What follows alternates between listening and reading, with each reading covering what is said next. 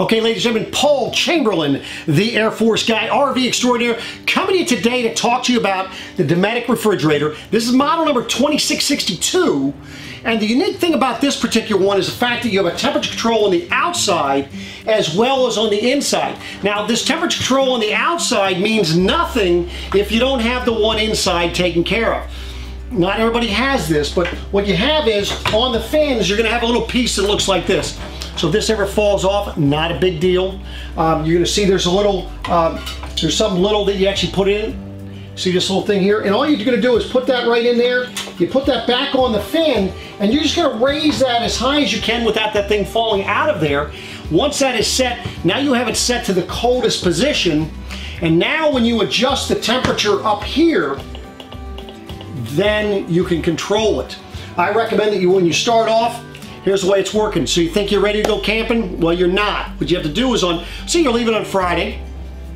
On Wednesday, you're going to go ahead and plug in at the home, at your house.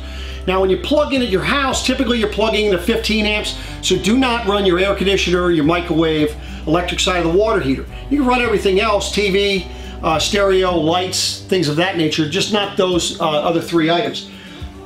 Not recommended anyway. So you turn this refrigerator on, and what you're going to do is you're going to put it in the, when you turn it on, make sure that it's in the auto mode.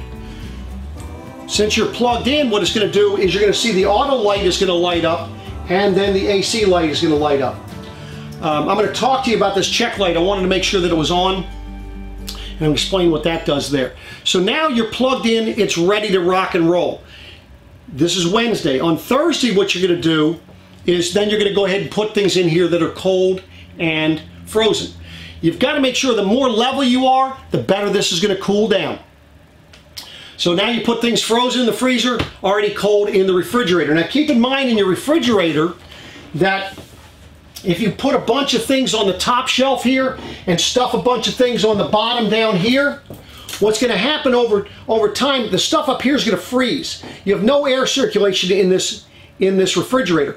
My recommendation is to get a little fridge fan, and that way you set it in here, it would give you some air circulation, but you still need to space things out a little bit. Of course, your gallon jug of milk or whatever you'd like here, and that way there it'll circulate air. You can set the fan down in the bottom, and it's going to pull the air, throw it up, and it's just going to keep circulating the air. So that's a recommendation that I have. Now, so now Thursday you go ahead and put stuff in here. Friday, you're going to go ahead and connect to your vehicle.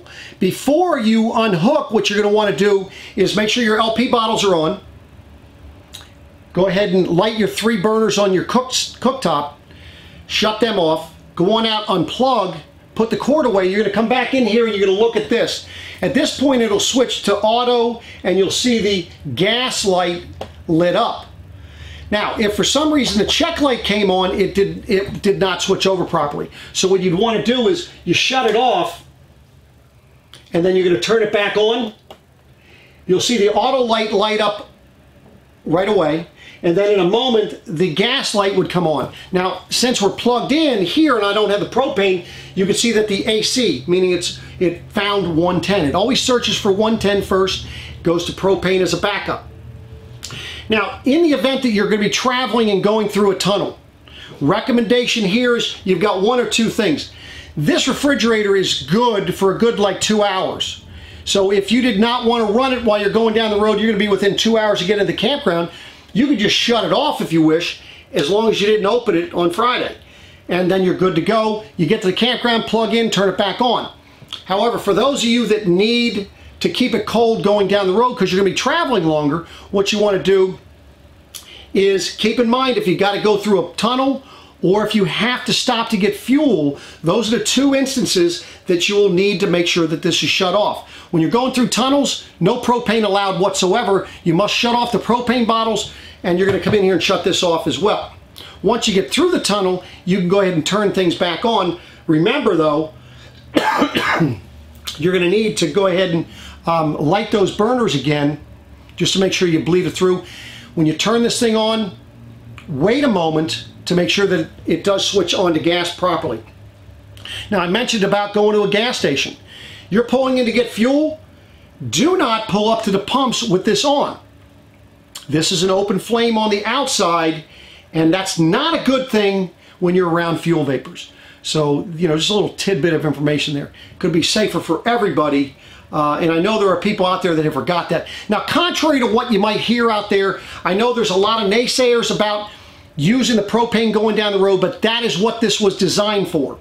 It was designed so you can keep things cold as you're going down the road. That way there, if you wanted to pull over, use the bathroom, grab something out of the fridge, you can. You're not affecting things. Keep in mind that for every minute that you have this thing open, it takes an hour for it to cool down. Just keep that in mind. But hopefully that gave you enough information about this refrigerator, and you're going to use it properly. Oh, one other thing I forgot to tell you is, you want to check on a monthly basis. You have a tray back here so that when it's defrosting, make sure that you check this drain on a monthly basis. Pour some water in it and check and make sure that it is pouring to the outside. If it's not, you got one of two issues. Either the hose on the outside is clogged, or your little drain plug in here is clogged. Just get some safety wire if this is the issue. Put some safety wire, unclog the water or whatever food got down into it. If it's the outside, you just pull that little doohickey out of the hose and you'll be fine and you'll be good to go. So again, hopefully this was some helpful information. If there's another particular system or something else that you would like me to cover, by all means just reach out to me and I'll see what I can do. Thanks for watching, and we'll be coming back at you again soon. Take care.